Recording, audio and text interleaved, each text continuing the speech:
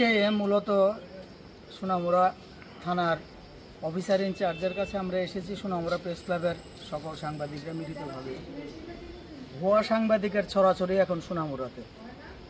যে যার যা খুশি নাম দিয়ে সাংবাদিকতার পরিচয় দিয়ে মানুষের সাথে ব্ল্যাকমেল করছে, টাকা পয়সা নিচ্ছে, মানুষকে বিভ্রান্ত করছে। আজকেও একজন ধরা পড়েছে। কামসাবাড়ি এলাকার মানুষজনেরা তাকে ধরে পুলিশের হাতে তুলে দিয়েছে।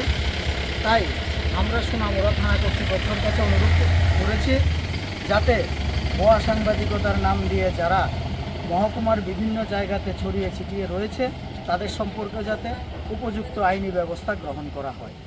থানা কর্তৃপক্ষ আমাদের কথায় শুনেছেন এবং আমাদেরকে আশ্বস্ত করেছেন যে ওনারা বিষয়টা দেখবেন, এবং আমরা পরিষ্কারভাবে বলে দিয়েছি যাদের কোনো প্রাতিষ্ঠানিক আই কার্ড নেই, সরকারি কোনো রকম স্বীকৃতি নেই, ওই সমস্ত সে যে কেউই হোক না কেন সে সাংবাদিক হতে পারে না। সুতরাং তার বিরুদ্ধে ব্যবস্থা নেওয়া হোক।